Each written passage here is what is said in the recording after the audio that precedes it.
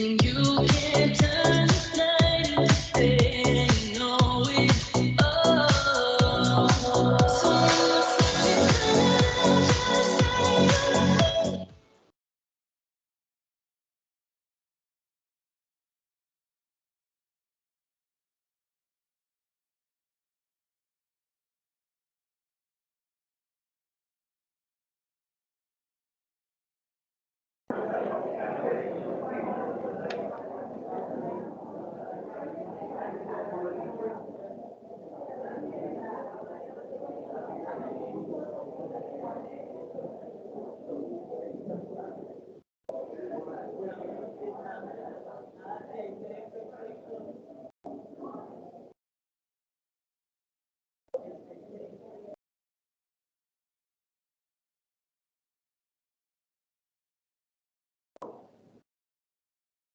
Buenos días para todos los asistentes, muchas gracias por venir al evento de hoy. En nombre de todos los miembros de la Sala General de la Corporación Universitaria Remington, la doctora Paula Andrea Arango, rectora de la universidad, el cuerpo directivo, administrativo y docente de la institución, les damos la bienvenida al conversatorio Personas con Discapacidad Auditiva y el Acceso a la Justicia, un evento organizado por el Consultorio Jurídico y Centro de Conciliación Gustavo Vázquez Betancourt, el Colaboratorio de Ciudadanías y la Facultad de Ciencias Jurídicas y Políticas. En el mundo, miles de personas conviven con la discapacidad auditiva, enfrentando barreras impuestas por su entorno, entre estas el acceso a la justicia. Por lo tanto, el conversatorio de hoy tiene como objetivo visibilizar la situación que viven estas personas y las barreras a las cuales se enfrentan a la hora de acceder a la justicia, principalmente en los procesos penales. El consultorio jurídico, el Centro de Conciliación y el Colaboratorio de Ciudadanías hacen parte de la UGIS, la Unidad de Gestión e Impacto Social. Desde la UGIS se generan espacios para la integración de las instituciones educativas con el entorno, la formación básica en aprendizaje activo y la difusión del conocimiento y actualización de sus estudiantes, egresados, comunidad interna y externa, frente a las nuevas tendencias que ofrecen las ciencias jurídicas y políticas. Para dar inicio, quiero presentarles a nuestros panelistas invitados. Tenemos al doctor John Gutiérrez Vázquez, que nos acompaña de manera virtual. Él es intérprete jurídico de lengua de señas colombiana, servidor público que desempeña este rol durante 29 años, estudiante de la primera cohorte de la carrera intérprete profesional de la lengua de señas colombiana en la Universidad El Bosque, el doctor Miguel Ángel Cortés, abogado litigante en área penal y disciplinaria, investigador de causas criminales, miembro fundador del Colegio de Abogados Penalistas Capítulo Antioquia, trayectoria docente en áreas penales, criminalística y ciencias forenses por más de 14 años, docente universitario de UNAULA, Universidad de Medellín, Universidad de Antioquia, UPB, Tecnológico de Antioquia y UNAL, capacitador de entidades públicas y privadas en áreas jurídicas y manejo de evidencias, investigador de la 7ª División del Ejército Nacional, entre otras. Asimismo, tenemos a la doctora Alba, abogada litigante, docente universitaria, auditora en calidad y directora del Centro de Conciliación. Entonces, bienvenidos. Le damos paso al doctor Miguel.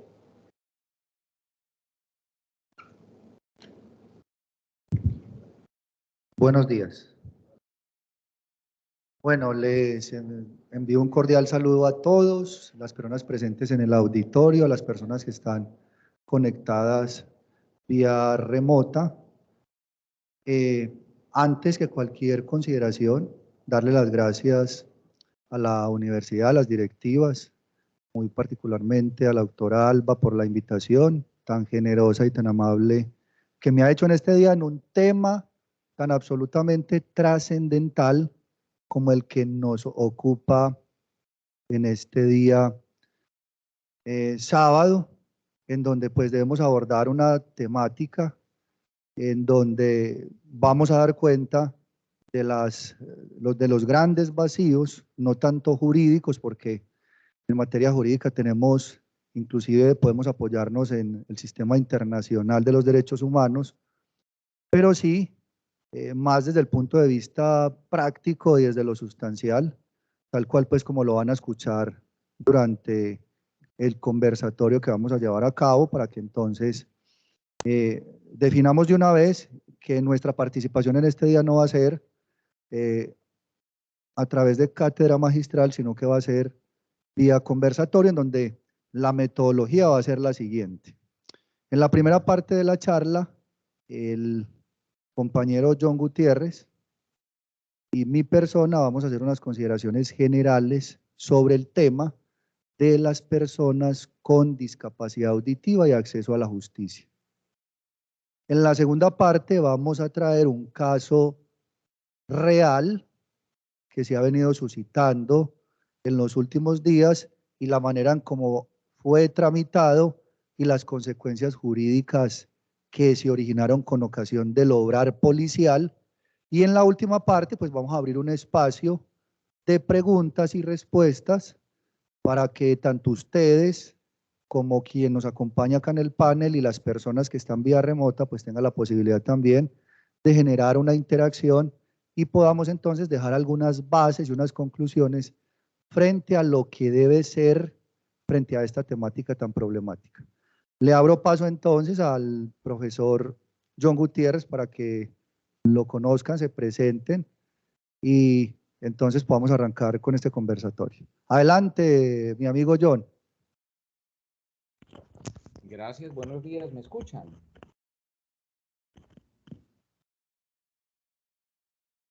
Y el intérprete que dice que poquito.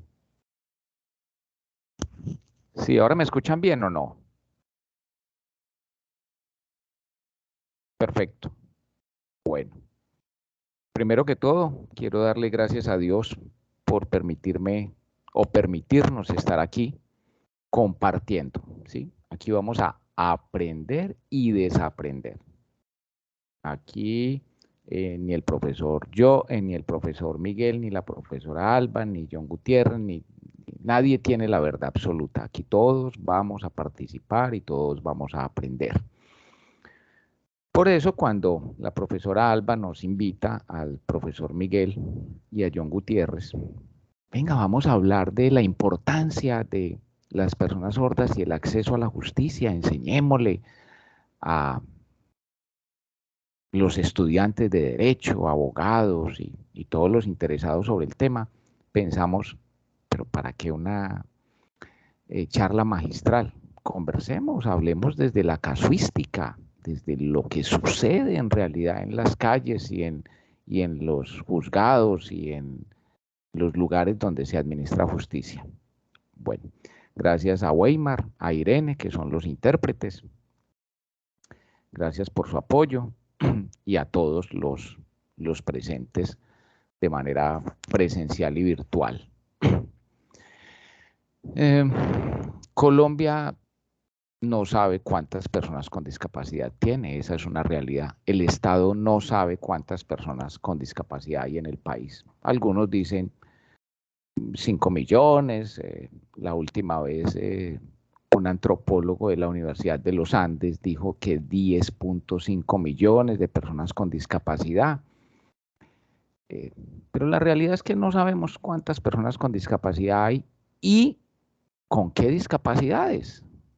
Esa es una de las primeras cosas que queremos empezar a aclarar en este espacio que nos permite muy amablemente la Universidad Remington, y es: no podemos colocar a todas las personas sordas en el mismo lugar, ¿sí? Como dicen por ahí, en el mismo saco. No, no, no, no, no.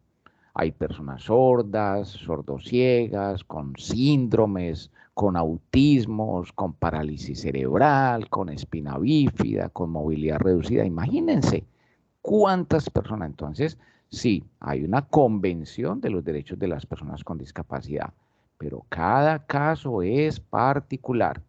Y hoy nos vamos a enfocar única y exclusivamente, para no decir mucho y no decir nada, ¿sí? Porque si tomamos a todas las personas con discapacidad, esto no va a funcionar. Solo vamos a hablar de personas sordas. Y recordemos que la ley 982 del 2005, ley 982 del 2005, nos habla de 3 grupos de personas sordas. Los sordos bilingües, que es el sordo que sabe leer y sabe escribir. Y sabe lengua de señas, ¿sí? Sordo bilingüe. Luego viene el sordo monolingüe, que es el sordo que sabe lengua de señas colombiana, que es proficiente en la lengua de señas colombiana, que puede trabajar, por ejemplo, como un modelo lingüístico, porque es muy bueno en eso, ¿sí? Y el otro es el sordo semilingüe. ¿Qué significa semilingüe? Que maneja medianamente la lengua de señas, que hace un poquito de señas, escribe un poquito, utiliza un poquito el lenguaje no verbal, pero que dice la ley 982 del 2005, así lo dice la norma, no tiene una lengua que le permita comunicarse correctamente. Ahí nos vamos a enfocar. Le doy paso entonces al profesor Miguel Ángel. Gracias. Alba, me gusta verte. Bendiciones.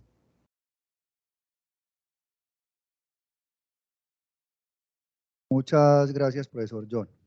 Bueno, entonces, como para ambientar un poco el tema, debemos partir por el concepto de discapacidad que nos dicta la Convención precisamente para las personas con discapacidad.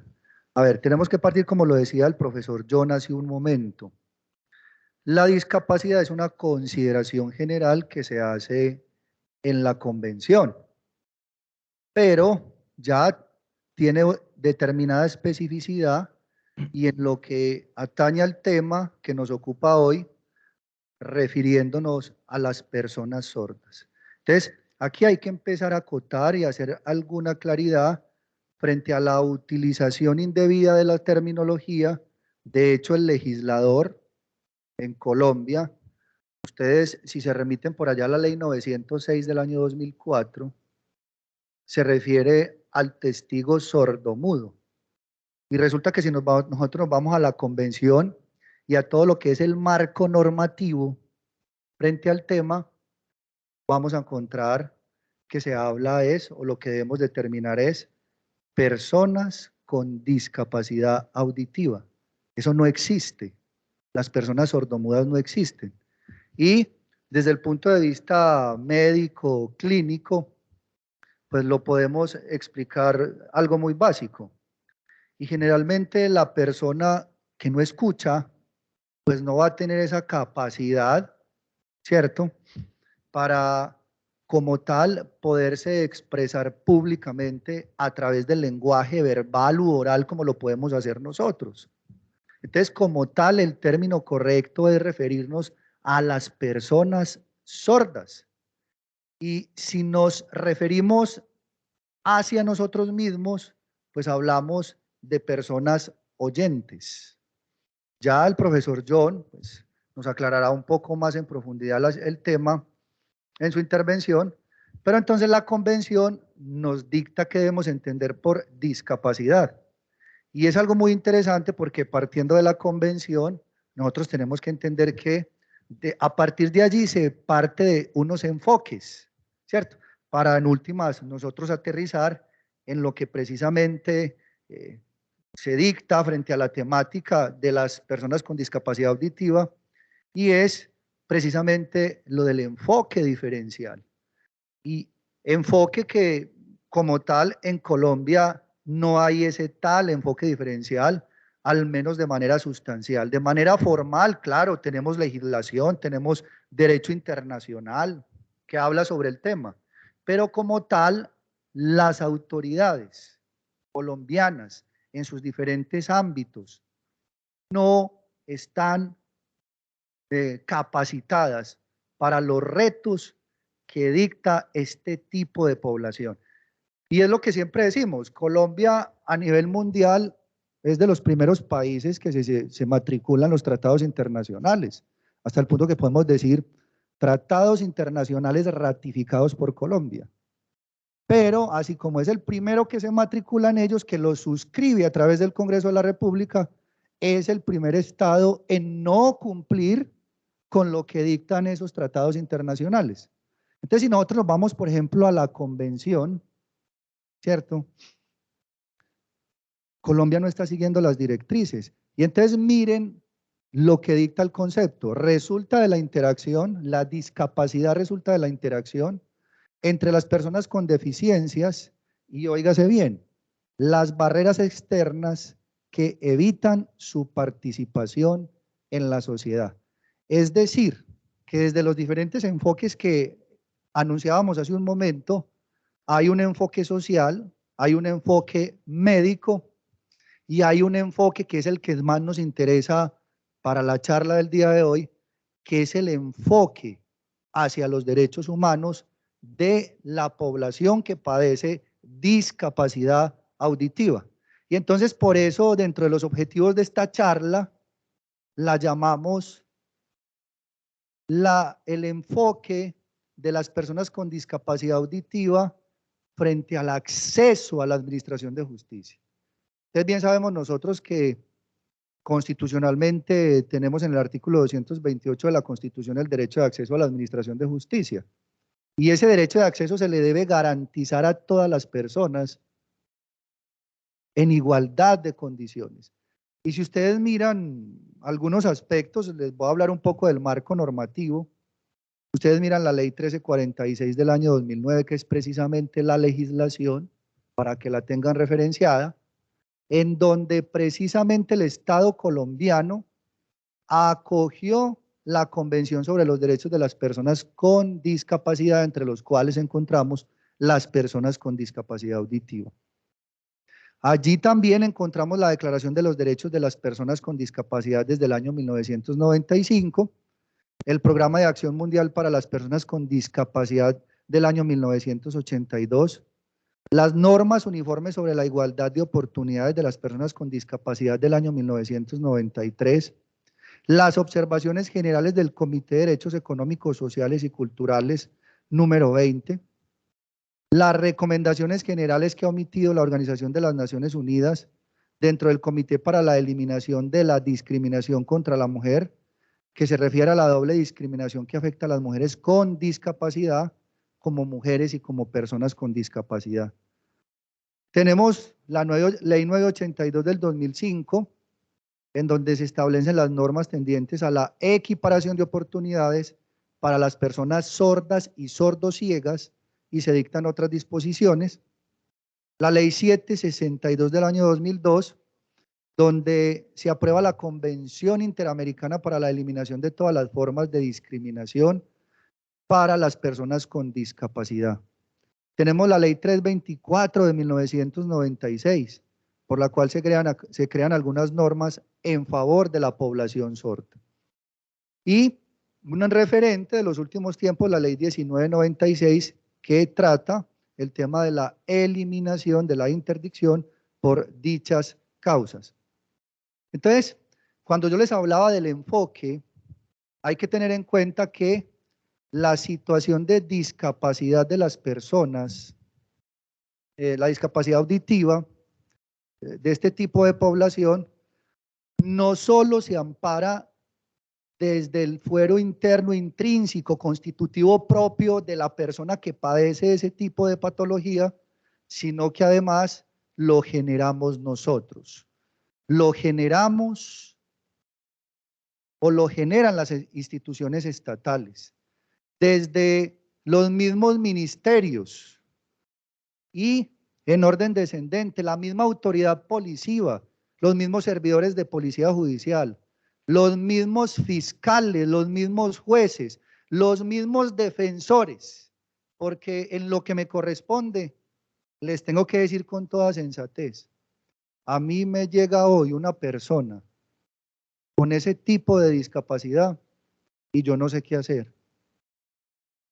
Busco directamente a las entidades encargadas de brindar, de salvaguardar ese derecho de acceso a la administración de justicia y seguramente no vamos a tener una persona idónea, pero además competente para que brinde ese apoyo, el lenguaje de señas, que como bien lo decía ahorita el profesor Johnny, como lo va a profundizar un poco, hace parte de lo que conocemos como el idioma dentro de la República de Colombia y tal cual tenemos un marco normativo, como ya lo acabo de enunciar, para que las personas con ese tipo de discapacidad puedan acceder directamente con todas las garantías a la administración de justicia. Es más, quiero citarles el artículo 13 de la ley 1346 del año 2009 para que miremos algo que tiene que ver precisamente con lo que nos convoca el día de hoy. Y nos habla del acceso a la justicia. Y nos dice, los estados parte, es decir, quienes han suscrito la convención, asegurarán que las personas con discapacidad tengan acceso a la justicia en igualdad de condiciones con los demás, incluso mediante ajustes de procedimiento y adecuados a la edad, para facilitar el desempeño de las funciones efectivas de esas personas como participantes directos e indirectos. Entonces, acá no se nos puede olvidar algo. ¿Qué tipo de personas podemos encontrar nosotros con temas de discapacidad auditiva? Podemos encontrar no solo a los testigos, como lo dice el artículo 400 de la ley 906 de 2004. Podemos encontrar los diferentes actores dentro del proceso penal que no los podemos discriminar por el solo hecho de padecer una discapacidad de esa naturaleza. Entonces podemos encontrar un juez, un fiscal, un defensor, que de hecho no sé si hay alguna persona que se dedique a la labor de la defensa en lo penal para que nos comparta también su experiencia. Este es el momento más oportuno para que lo haga. Pero entonces también nos vamos a la persona del indiciado, del imputado, del acusado, de cómo le vamos a garantizar, valga la redundancia, sus garantías arraigadas en el artículo 29 de la Constitución de 1991. Entonces aquí empezamos nosotros a hacer unas críticas en donde decimos, si no le garantizamos el debido proceso en sus diferentes manifestaciones muchas veces, a un oyente, lo veíamos hace poco, en el caso del feminicidio de la DJ, todos fuimos testigos de las dificultades que se presentaron en esas diligencias, porque uno de los traductores no sabía traducir, no estaba familiarizado con un lenguaje jurídico. Entonces, ¿qué pensar en la poca capacitación y preparación en lenguaje de señas que tienen las personas que hacen parte de las diferentes estructuras del Estado? Y si no, que lo diga John, casi que el único, si no es el único, John, que le prestas este notable y generoso servicio a la Administración de Justicia, para precisamente garantizar lo que aquí es objeto de discusión. John. Gracias, profesor. Bueno. Efectivamente, entonces, uno de los aspectos que vamos a rescatar hasta donde vamos es que efectivamente la persona sorda no escucha, ¿sí? Puede tener una sordera leve, moderada, severa, profunda, cofótica, diferentes niveles, ¿cierto?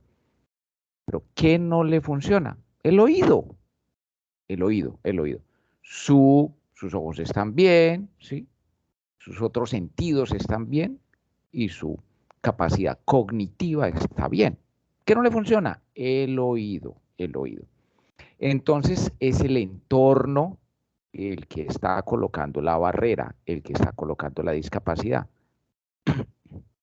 ¿Cuál entonces es ese entorno? ¿Es el entorno físico? No.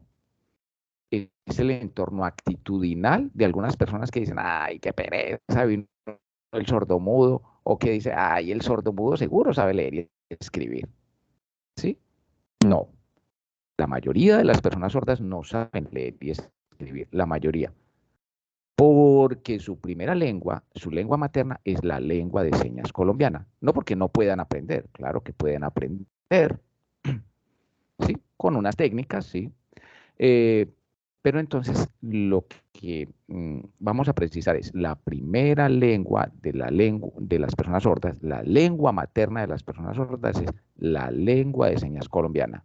No vamos a hablar, por favor, del lenguaje, porque el lenguaje es otro asunto. ¿sí? El lenguaje es la capacidad que tiene el ser humano de comunicarse de diferentes formas. Entonces, cuando hablemos de lengua de señas, vamos a hablar del idioma propio de las personas sordas para comunicarse. Esa primero. Segundo, tiene toda la razón el profesor Miguel, aunque el artículo 400 de la ley 906 de 2009 dice testigo sordomudo, ese artículo está, ese término está mandado a recoger. Por favor, hay personas que dicen que el boquinche, que el enano, que el mongólico, que el sordomudo, ¿sí? No, no, no, no, no. La invitación también en este encuentro es a que utilicemos la terminología adecuada, ¿sí? Yo tengo una hija con discapacidad cognitiva, ¿sí? Y a mí me duele que a mi hija le digan retardada. Por favor, vamos a eliminar de nuestro vocabulario esos términos peyorativos. La Convención de los Derechos de las Personas con Discapacidad nos invita, pues a todos nos invitan. Lo que sucede es que uno escucha, lee, pero no obedece. Pero la invitación es a que tratemos a las personas con los términos adecuados. Y no digamos, sí, yo me encuentro con Alba, me encantan los ejemplos, estoy con Alba y viene un amigo y le digo, ve Alba, te presento a Rafael. Y viene una amiga y te digo, ve, te presento a Irene. ¿Y por qué cuando viene un sordo digo, ay, vea, le presento un sordo? ¿O por qué cuando viene un invidente, ah, vea, le presento un ciego? ¿Por qué? Y es que él no tiene nombre, y es que él no es persona. Entonces le presento a esa persona con su nombre, no con su discapacidad. ¿Listo? ¿Cómo se prueba para los abogados, los estudiantes que están escuchando? Bueno, y en general a todas las personas. Recordemos que un principio general del derecho es la capacidad se presume, la incapacidad se demuestra. ¿Cómo probamos que una persona es sorda en el proceso penal, civil, laboral, el que sea? Con exámenes médicos, audiometría, logoaudiometría, impedancia, potenciales evocados de tallo cerebral, pero se debe probar la discapacidad en el proceso, que no se nos olvide, por favor. Cuando hablamos de intérprete, vamos a hablar de intérprete de lengua de señas colombiana. Recordemos que la ley 324 fue la primera norma en decir que esa es la lengua natural, propia y que permite tomar decisiones con efectos jurídicos a las personas sordas en Colombia. Una claridad para todos los asistentes, con todo cariño. La lengua de señas es nacional. No hay una lengua de señas universal. No, eso es un mito. Si hay un sistema de signos para cuando los sordos hay un evento y van los sordos de 20 países, sí, allá ponen un intérprete con un sistema de señas internacional, pero es un sistema, no es una lengua. Colombia tiene su propia lengua, la lengua de señas colombiana. Entonces, cuando ustedes, por favor, abogados, litigantes, jueces, fiscales, procuradores, notarios, vayan, inspectores de policía, comisarios, vayan a llamar a un intérprete, por favor, recuerden, artículo 7º de la ley 982, no pueden hacer diligencias, viola el debido proceso hacer diligencias con personas sordas sin intérprete idóneo. ¿Y cuál es ese intérprete idóneo? Pues el intérprete que sabe lengua de señas de los contextos jurídicos. Por favor, no saquen un intérprete de un colegio. Los intérpretes de los colegios son muy buenos, los intérpretes de las universidades son muy buenos. Teleantioquia, Telemedellín, RCN, de cualquier lugar, ¿cierto? Ellos son buenos allá, en su área, pero por favor, no coloquen un intérprete de esos contextos en un contexto jurídico porque no conoce la terminología, no sabe que se debe hacer una valoración de la competencia comunicacional y si nos equivocamos en una interpretación jurídica, pues estamos colocando en riesgo la libertad, el patrimonio y otros derechos fundamentales. El profesor Miguel, y así lo habíamos acordado, iba a utilizar el término de padecer de manera pues lo habíamos acordado para recordarles a ustedes que la discapacidad no se padece. Yo tengo una discapacidad y, ay, usted padece esa discapacidad. No, le dije al profesor, dígalo, para que le recordemos a todos los asistentes que no decimos que padece de discapacidad, sino que tiene discapacidad, porque la discapacidad no se padece, se vive. Y lo último, para cerrar y darle paso pues al profesor, no sé si ya vamos a ir al ejemplo puntual. Efectivamente lo dijo el profesor, nosotros no podemos aplicar el enfoque diferencial, el enfoque de derechos solo a las víctimas. No, señores, si hemos participado en procesos donde una persona sorda agrede a otra y donde hay 2 testigos de cargos y 2 de descargos. Entonces ahí tenemos víctimas, victimarios y testigos sordos. Entonces, ¿qué va a hacer la fiscalía? ¿Le aplica el enfoque diferencial solo a la víctima y a los victimarios y a los testigos no? No, a todo el mundo. A todos se les aplica el enfoque diferencial desde el intérprete y desde los ajustes razonables de la Convención de los Derechos de las Personas con Discapacidad. Gracias. Bien. Profesor John, yo creo que previa a las consideraciones que ya se han hecho, yo creo que podemos hablar del caso hipotético para que entonces nos metamos en materia y vamos al pragmatismo, para que entonces le demos la posibilidad también a las personas para que participen, le demos la connotación precisamente de conversatorio a este evento tan importante. Entonces, arranquemos con el Sí, supuesto. señor, ¿cómo no? Sí, señor, estamos de acuerdo, profesor. Bueno, entonces a todos los asistentes les queremos contar que nos parece muy práctico, ¿sí? Que aprendamos a partir de un ejemplo, ¿sí? De una situación real. Las personas sordas, no solo en Colombia, sino en el mundo, son víctimas, victimarios y testigos. Vamos a poner un ejemplo sencillo. ¿Dónde está la víctima? Pues la señora a la que le robaron el bolso. La señora tenía un bolso y se lo robaron. Y esa señora es sorda. ¿Sí? Bueno, ¿quién se lo robó? Vamos a poner el ejemplo para que todo nos quede muy clarito, muy desmenuzadito. Esto apunta mucho a la función de nuestros compañeros de la Policía Nacional, de quienes exhortamos su trabajo maravilloso. ¿Quién robó? Un sordo. Coincidencialmente, se robó un sordo. Listo. Entonces ahí tenemos a una víctima sorda. ¿Víctima por qué? Pues porque le robaron el bolso. Listo. Al victimario, al sordo, porque ese fue el que se hurtó el bolso. Y resulta que estaban frente a la asociación de sordos, vamos a poner una asociación de sordos de cualquier lugar del país, cualquiera. Y algunos sordos vieron que ese hurto se cometió. Entonces tenemos víctima sorda, victimario sordo y testigos sordos. Listo. Pero entonces aquí nos vamos a concentrar es en el victimario, en la persona que cometió el delito, en el que se robó. Resulta que salió corriendo, y se metió por allá, se salió del lugar donde estaban los sordos reunidos y la gente empezó a gritar ay, vea, ladrón, ladrón. Alguien llamó al 123 y llegó la Policía Nacional. Llegó la Policía Nacional al lugar a atender el caso y los policías lo agarraron, vamos a utilizar ese término, lo agarraron por ahí, por el cuello, puedes utilizar esa seña, no, Irene, aquí como del hombro, lo agarra por acá, ¿cierto? Así, lo agarraron, venga a ver, no se robe el bolso.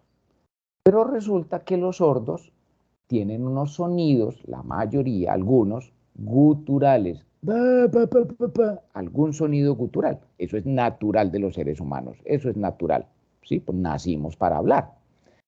Entonces, el sordo hace esa seña y vamos a decir que los 2 policías se dieron cuenta que era una persona sorda. La invitación a la Policía Nacional es que no pensemos que es un sordomudo, no, es una persona sorda, es una persona con discapacidad auditiva. De ahí que viene, viene la materialización de los derechos del capturado. Los derechos del capturado se le materializan a todos: sordo, oyente, afrodescendiente, indígena, persona perteneciente a población LGBTIQ+, a todos, los derechos del capturado. Entonces resulta que el policía infiere equivocadamente, dice, ay, pero este es sordo. Y los sordos saben leer. Entonces, ¿qué hace? Estamos hablando de un caso real. Le hace algunas preguntas, algunos gestos en lenguaje no verbal, sí, porque el policía por lo general no sabe señas, entonces, bueno, se da la maña así como está haciendo Irene, y, a ver, ¿yo qué hago? ¿Cómo me hago entender? Y resulta que la mayoría de las personas sordas cargan en su billetera, por ahí en alguna cosita, un papelito, y ahí dice, mamá Irene. Le figuró pues a Irene aquí ser el ejemplo para todo. Mamá Irene, y un número de celular. Entonces, ¿qué hace el policía? Llama a ese número celular. ¿Qué hubo? Buenos días, doña Irene. Ay, sí, sí. Vea, habla el policía Gutiérrez. Vamos a poner yo soy el policía. Gutiérrez. Ay, sí, señor, ¿qué pasó? ¿Usted es la mamá del mudo? La mamá dice que sí. No se va a poner a decirles que no se dice sordo-mudo, se dice persona sorda. Sí, sí, sí, sí, yo soy. ¿Qué pasó? Ah, vea, es que necesito que me dé unos datos. Véalo, por aquí estaba robando. Entonces la señora dice, ah, bueno, ¿qué necesita saber? Y los datos que pregunta el formato de la captura los consiguen de la señora y empiezan a llenar, a diligenciar el formato del acta de derechos del capturado. Y luego le preguntan a la mamá, venga, su hijo sabe leer y escribir. Y la mamá, con su angustia y también con su ignorancia, que todos somos ignorantes en algo, ¿sí? No estoy diciendo que solo la señora es ignorante, no, todos somos ignorantes de algo. Entonces la señora, con su angustia, con su ignorancia, y porque cree que su hijo, que fue al colegio de ciegos y sordos de Aranjuez, y que hizo la primaria, y que hizo el bachillerato, entonces que sabe leer y escribir. Y no, eso no es cierto. Entonces le preguntan a la señora, ¿su hijo sabe leer y escribir? Sí, señor. Y colocan ahí que sabe leer y escribir. Es decir, consiguieron la información de la mamá, llenaron, diligenciaron el acta de derechos del capturado y se la pasaron a la persona sorda. Le pasaron la hoja.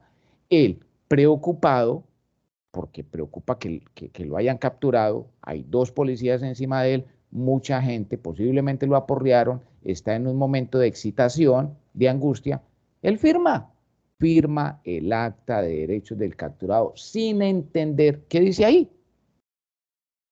Y así se lo llevan para la URI. Allá lo colocan a disposición del fiscal y por lo general se dan unos trámites y termina la persona sorda procesada con una novedad que ya va a explicar el profesor Miguel que se presentó ahí. Gracias, profesor. No sé si falta algún detalle para el inicio del caso hipotético. No, gracias, John. Yo creo que todos lo entendimos, ¿cierto? Todos lo entendimos. Bien, entonces ya desde lo jurídico, lo que nos cabe preguntarnos es, y entonces, jurídicamente, ¿qué manejo le vamos a dar a esa situación que se presentó, en donde una persona con discapacidad auditiva se hurtó las pertenencias a otra persona con discapacidad auditiva? Entonces, lo que tenemos que precisar ya es que estamos hablando de una discapacidad auditiva que no genera discapacidad cognitiva, como piensan muchos. ¿Y por qué es importante aclarar eso? Así suene como paradójico, no sé cómo quieran llamarlo. Lo que quiero decir es que una persona sorda es eventualmente imputable. Es decir, se le puede atribuir responsabilidad penal. Pero entonces, ¿cómo debe llevarse ese proceso para imputarle responsabilidad penal a una persona sorda? Y entonces, el derecho de defensa, y nos han enseñado desde las aulas de clase, se materializa no solo desde que la persona es capturada, sino desde que una persona se da cuenta que la están investigando. Inmediatamente se activa ese derecho de defensa. Cuando la persona sorda es capturada en el hipotético planteado por el profesor John, se activan sus derechos fundamentales constitucionales. La persona tiene que entender mínimamente que está siendo aprehendida, capturada por una autoridad. ¿Y por qué?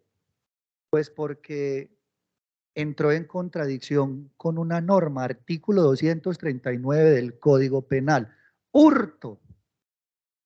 Y entonces ese policía tiene que estar en capacidad de explicarle a esa persona qué era lo que estaba haciendo, que seguramente él lo sabe, y además tiene que decirle cuáles son sus derechos como capturado, como se los diría un policía normal a un oyente.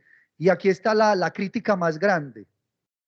Yo, por ejemplo, soy de los que sostengo que una persona del común, de a pie, no sabe qué es eso del derecho a la no autoincriminación. Simplemente le dice, vea, usted tiene derecho a guardar silencio y que quédese calladito, pero que todo lo que diga puede ser utilizado en su contra. Y además usted tiene derecho a no declarar en contra de sus consanguíneos hasta el 4º grado o civil y segundo de afinidad. Dígame si una persona de a pie, oyente, con todas sus capacidades, sin ningún tipo de discapacidad, ¿sabe qué es eso? Una persona de a pie no sabe qué es eso. Entonces, si exigimos de que el funcionario le explique bien a la persona que un 4º grado de consanguinidad involucra que no está obligado a declarar en contra de su papá, de su mamá, de sus hermanos, de sus primos, de sus tíos, de sus suegros, de sus cuñados, de los hijos anteriores del cónyuge, ¿qué podemos idear si el servidor público no sabe de lenguaje de señas? Y lo más grave aún, presumir, en el caso que nos ocupa, que la mamá, porque le dijo que sí sabía leer, que entonces efectivamente lo da por sentado y cree, ojo, y lo hablaba con John, lo hablábamos en la preparación de esta charla, una cosa es una garantía desde el punto de vista formal y otra cosa es una garantía desde el punto de vista sustancial. Hombre, ¿yo cómo le hago entender a esa persona que el artículo 303 del Código de Procedimiento Penal, además que le dice que tiene derecho a guardar silencio, que tiene derecho a llamar a un abogado para que lo defienda y que si no tiene, existe una entidad como la Defensoría Pública que le va a nombrar uno, le va a proveer un defensor para que defienda sus derechos? ¿Cómo le hago entender eso a él? ¿Cómo le hago entender que él puede llamar a un familiar, a la persona que él quiera, que él desee, y que pues si no quiere llamar a nadie, pues tampoco lo puede obligar para que comunique que está siendo capturado, que se lo van a llevar detenido y que va a entrar en un proceso de judicialización? ¿Cómo hago yo para hacerle entender eso? Entonces, seguramente si nos vamos a la esfera real, vamos a encontrar que los miembros de la Policía Nacional no están capacitados en lenguaje de señas para materializar los derechos del capturado desde el punto de vista sustancial. Porque es que eso no es de mera lectura, eso no es de una consagración legal, partir desde la mera literalidad, como su nombre lo indica, hay que materializarlos. Y entonces, ¿cómo así que dejamos la anotación o aparece ahí con su jeroglífico, su rúbrica, lo que medio puede hacer la persona, y entonces ya además el acta de buen trato, no solo es el acta de derechos del capturado, es el acta de buen trato? Y entonces, ¿qué debe pensar el fiscal cuando le es presentado para que verifique los derechos fundamentales? ¿Qué es lo que debe hacer ese fiscal cuando se da cuenta que él simplemente le dice cuando él simplemente le refiere ese tipo de situaciones? ¿Qué debe hacer ese fiscal? Seguramente tampoco sabe. Seguramente. Y si se va a la institución, ¿cuántos profesionales, óigase bien, idóneos? Porque no basta ser arquitecto, abogado, médico. Además de tener el título profesional, se debe tener reconocida idoneidad que te capacite para llevar a cabo determinada profesión, con idoneidad, porque sabemos que la inidoneidad puede llevar también a discriminar, y más aún en un tópico como estos. Un profesional inidóneo, pongamos un abogado, por ejemplo. Un abogado desconocedor de temas penales, pero él cree que los conoce, ¿qué termina logrando? Violación al debido proceso en su manifestación, derecho de defensa, técnica, lo que decimos, zapatero a sus zapatos. Entonces, en un caso como esos, si lo llevamos ya a la esfera del juez con función de control de garantías, que es quien tiene que velar por los derechos, por ese verdadero enfoque diferencial de esa persona que padece o que tiene mejor dicha discapacidad, él tiene que entrar a definir y analizar el comportamiento. Captura en flagrancia, artículo 301 del Código de Procedimiento Penal. La persona es capturada y sorprendida al momento de la comisión del hecho delictivo. Numeral primero. Hablar de flagrancia es hablar, para precisamente la compañera Irene, que nos está ayudando con el lenguaje de señas, indica coger con las manos en la masa, cometiendo el delito ahí, tal cual como lo plantea John en el hipotético. Y entonces la persona es capturada, entonces debe ser presentada ante el juez. Y entonces lo que nos tenemos que preguntar es, ¿una captura que se lleva a cabo bajo dichas circunstancias debe ser declarada legal o debe ser declarada ilegal con la consecuencial puesta en libertad de esa persona sorda? ¿Qué es lo que debe darse ahí? El juez, ¿qué debe hacer entonces cuando da cuenta de que no estuvo presente un intérprete al momento de la lectura de los derechos del capturado y que simplemente los policiales hicieron pasar a su mamá como si su mamá fuese la que hubiese cometido la conducta punible? Como si hubiese sido la mamá la que se hubiera hurtado el bolso a otra persona que estaba en iguales condiciones. John. Gracias, profesor. Precisiones. Cuando el policía acude a efectuar el procedimiento de captura, que está llamado a efectuar el procedimiento, ¿cierto? Aquí no le estamos diciendo a nuestros compañeros de la Policía Nacional, ni más faltaba, ay, es que se dio cuenta que era sordo, entonces, ay, no, que la discapacidad, entonces dejémoslo así. No. Cometió un delito y debe ser capturado y procesado si el policía considera que a su criterio, con su formación, la captura en flagrancia se cumple los requisitos. ¿Listo? La invitación a nuestros compañeros de la Policía Nacional, la invitación a los defensores de la Defensoría del Pueblo e incluso los litigantes y a los estudiantes de Derecho, que más adelante van a ser jueces, fiscales, procuradores, defensores, ¿sí? La invitación es a que apliquemos el enfoque diferencial. Recordemos que hay personas sordas bilingües, monolingües, semilingües, y dentro del semilingüismo, ¿sí?, de esas personas que no tienen una lengua correctamente construida, pues hay personas analfabetas funcionales y analfabetas totales. ¿Qué significa eso? El analfabetismo funcional es quien utiliza gestos, lenguaje no verbal, pantomima, dibujo, va y coge un palo, una escoba, unas piedras, los recursos que tenga por ahí físicos, y a través de eso le monta a usted un sociodrama y trata de explicarle qué sucedió, ¿sí? ¿Dónde están la mayoría de esas personas sordas? ¿En las zonas rurales? No toda persona sorda sabe lengua de señas.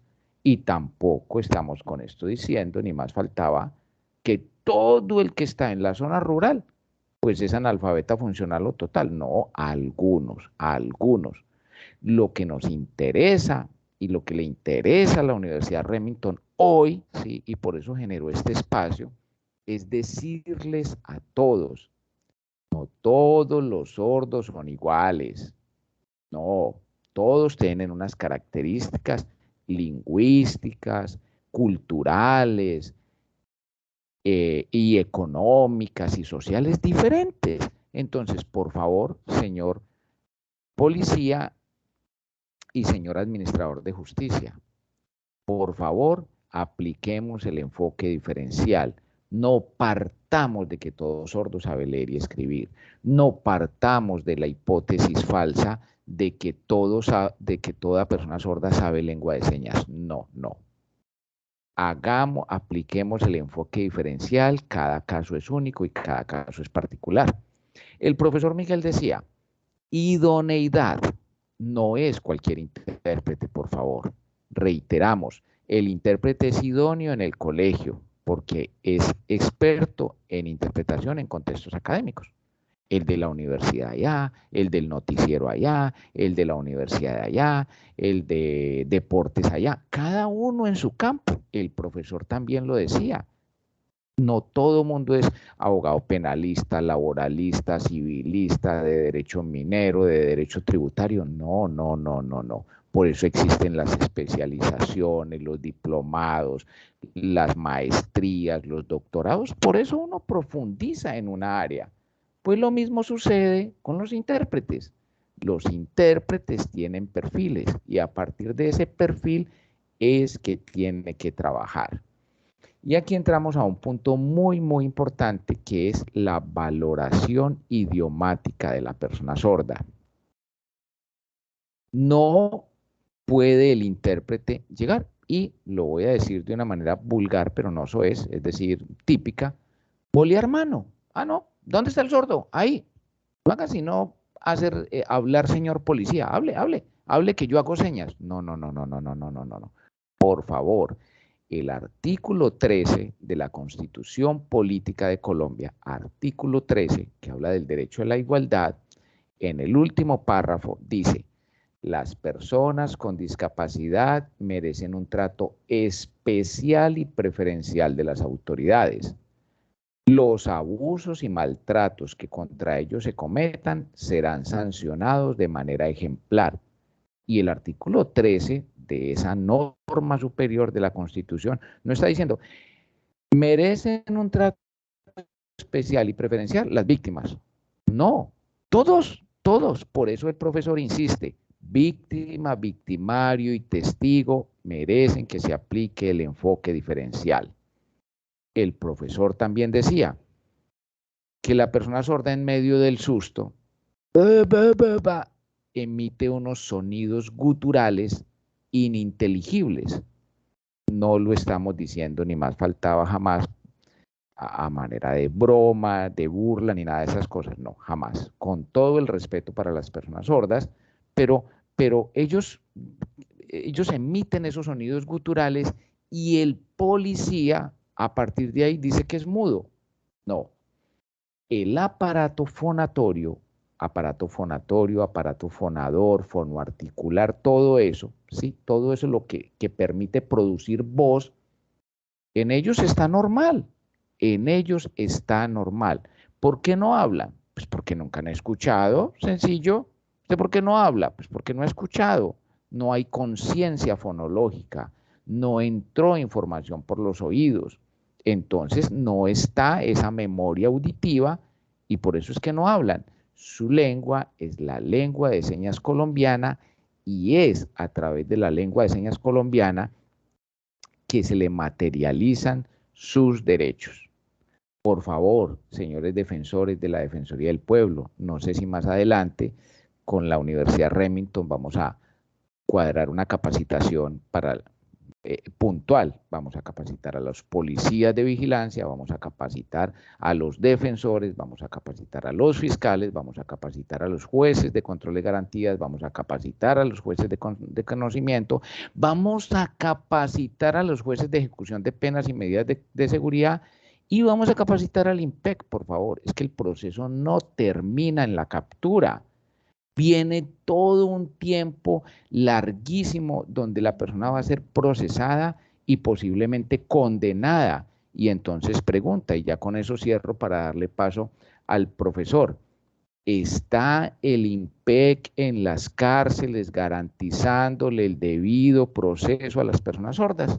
Hombre, no puede un juez, bueno, un juez sí puede hacerlo, condena a una persona y lo priva de la libertad. Lo privó de la libertad, ¿cierto? Ahí se aplica la coercibilidad del Estado. Venga, señor, usted fue vencido en juicio.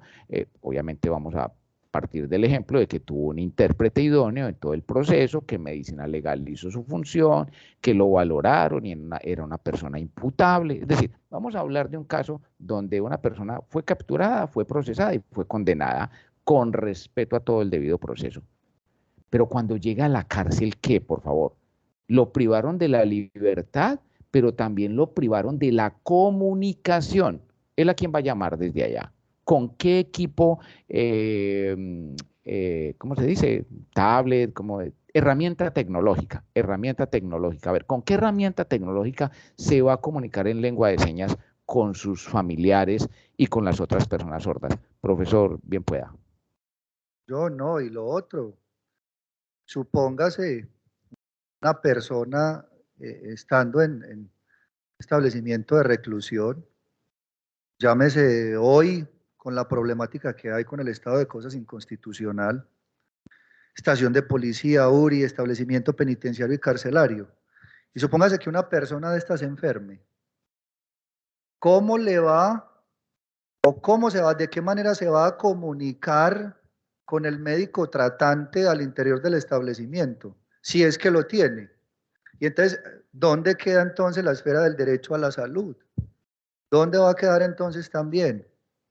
¿Cómo va a ser esa comunicación de las diferentes providencias y la persona es condenada cuando el juez de ejecución de penas, por ejemplo, le comunique que está en una fase de mediana seguridad para al dar cuenta que ya tiene derecho a rebajar pena por trabajo y estudio? ¿Cómo se le van a comunicar esos derechos? Es que esto es algo sistemático, en donde podemos ver una vulneración sistemática de los derechos de este tipo de personas que tienen discapacidad auditiva.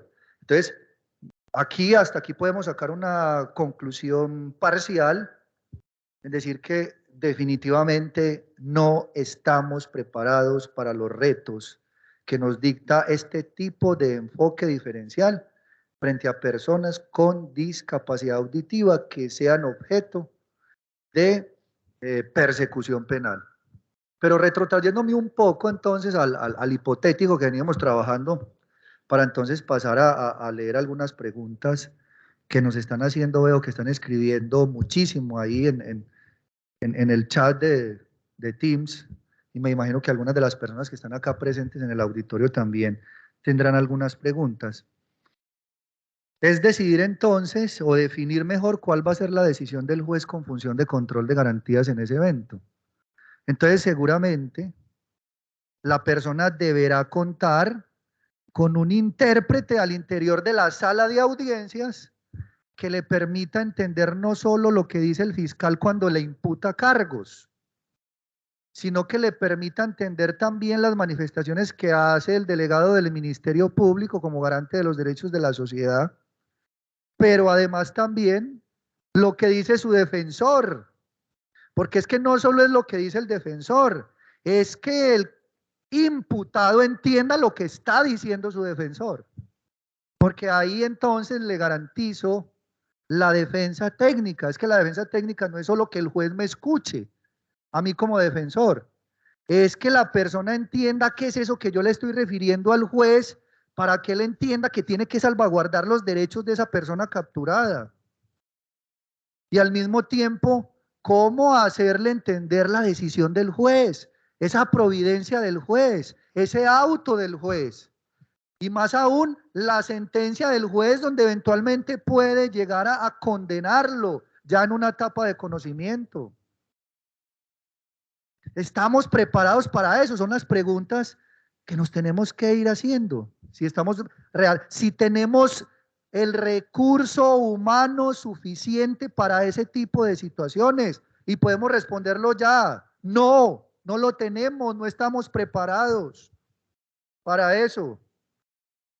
Y entonces, volviendo al tema, seguramente el juez con función de control de garantías, que debe estar capacitado en este tipo de temáticas, pues en su decisión tendrá que decir que al capturado se le vulneraron sus derechos, que al capturado no se le materializaron los derechos del artículo 303 y como consecuencia de ello tendrá que ordenar su libertad inmediata, explicándole al capturado que libertad no es sinónimo de preclusión, que tiene que estar pendiente a los llamados de la Administración de Justicia. Pero aquí, esa debe ser la decisión en derecho, porque los derechos no se materializan contándoselos a su mamá, a su papá, a su hermano, a su primo o a su tío, o al mejor amigo. Los derechos se materializan ¿en quién? En el capturado, y en este caso no se materializaron. Entonces no sé, John, si tenés algo para añadir o entonces pasamos ya a la ronda de preguntas que tienen los asistentes y participantes para que entonces entremos dentro de la dinámica del conversatorio.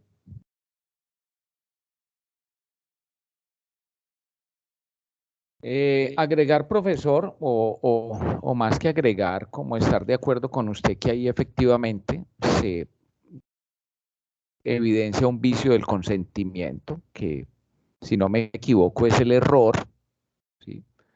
O sea, en Colombia no se firma y luego se lee, ¿sí? Voy a hacerlo muy didáctico para que Weimar pueda ser también muy claro con las personas sordas que nos acompañan, ¿sí? Yo no tomo un documento, sea sordo u oyente, ¿sí? Y venga, lo firmo de una vez. Yo le voy a poner la firma.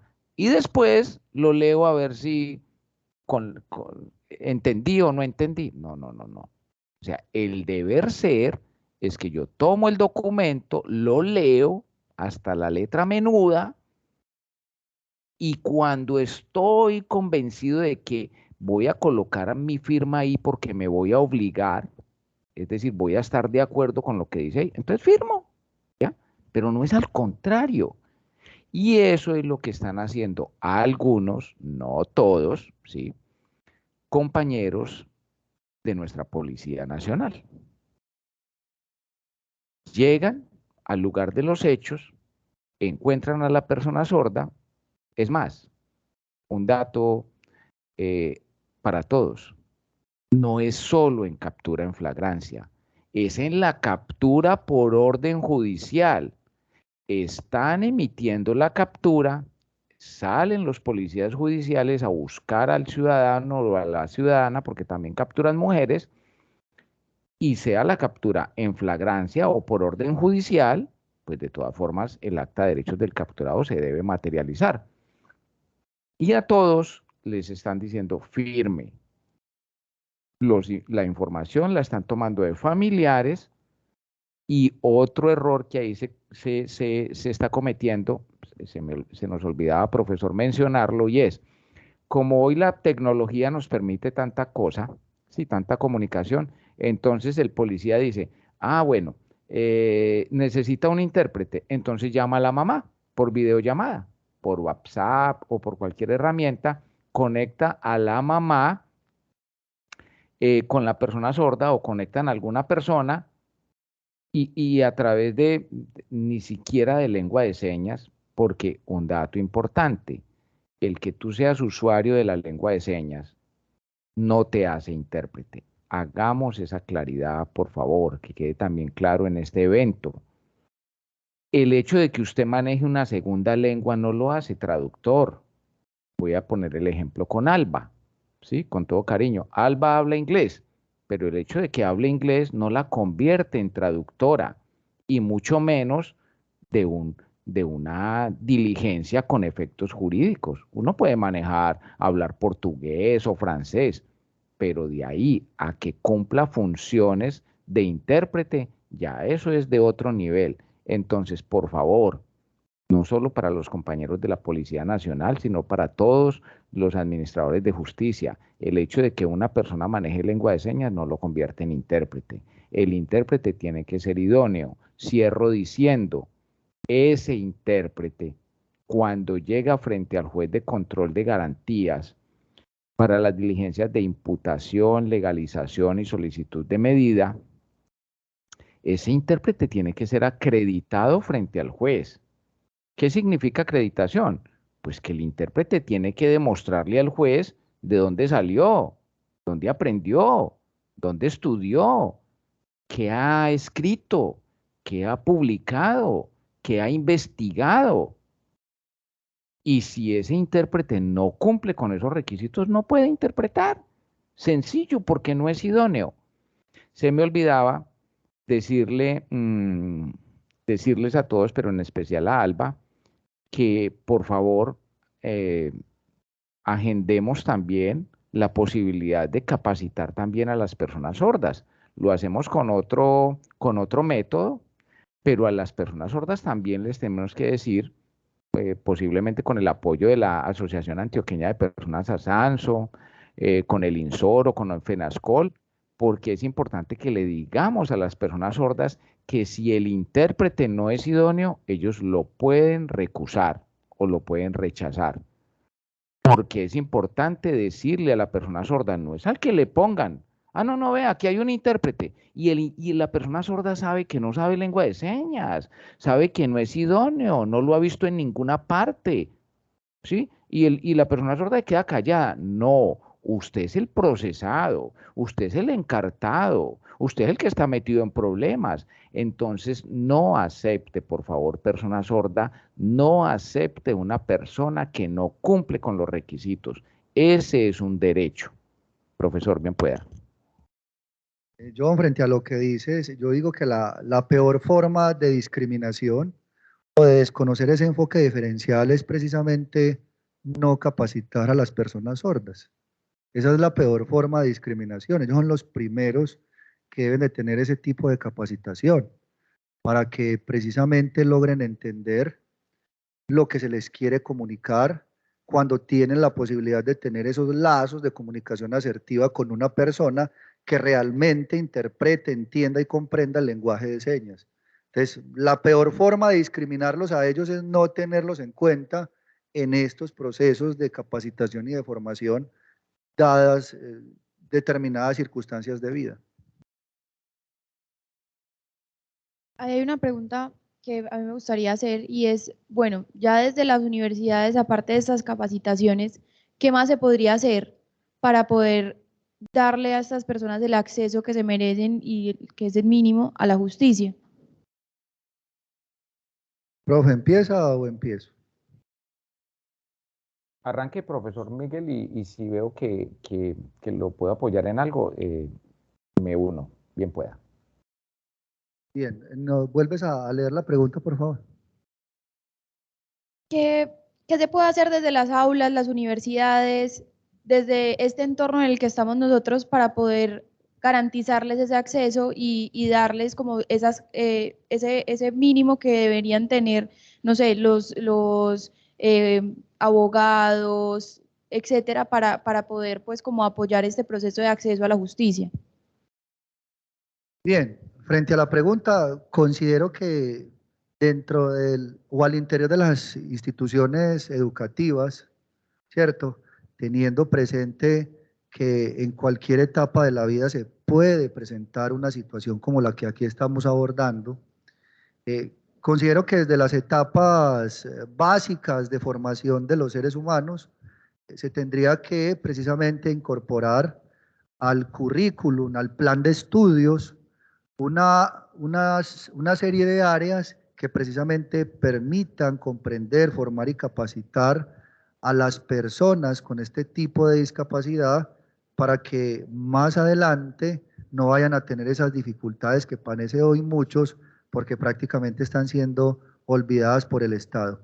Precisamente por eso cuando iniciaba esta charla lo decía, no solo la discapacidad que tiene una persona sorda es necesariamente porque sea algo congénito o porque padeció algún tipo de accidente y sufrió esas nefastas consecuencias, no. Las barreras también las pone el entorno y considero que el entorno educativo debe estar preparado para precisamente este tipo de personas tengan un acceso y un disfrute efectivo a sus derechos en términos de igualdad.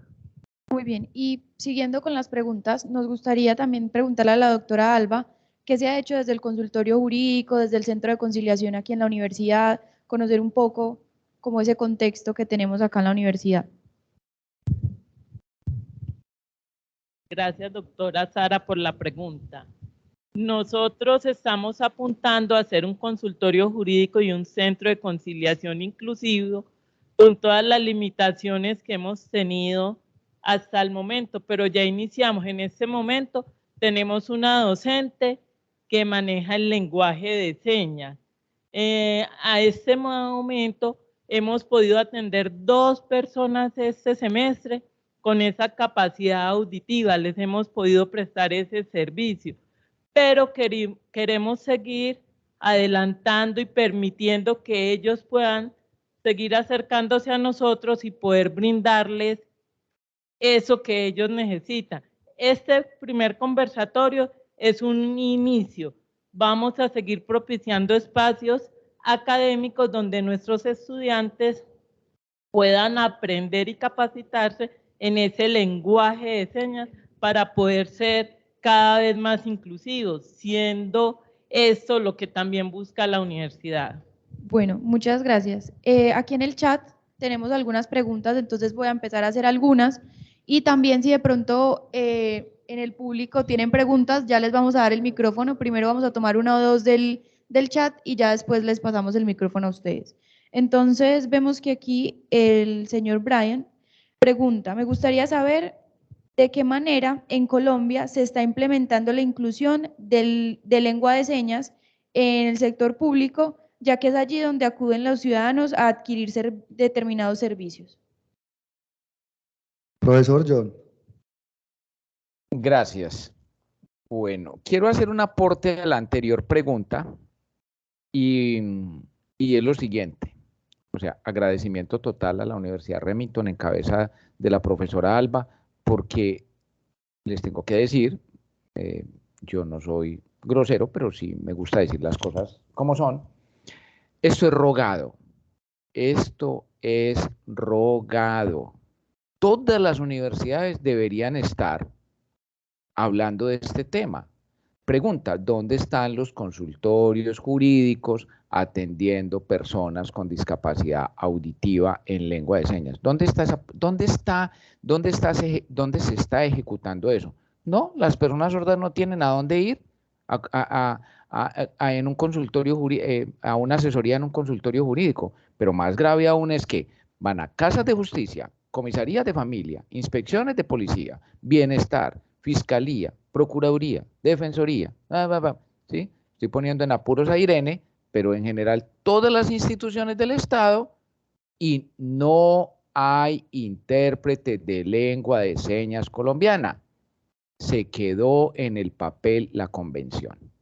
Entonces, frente a la pregunta que hacía la compañera en el panel, ¿qué podemos hacer desde las universidades? Por favor, uno en derecho, uno por allá en primer semestre ve teoría general del Estado, introducción al derecho, civil 1 y todas esas cosas, porque no empezamos a ver la discapacidad.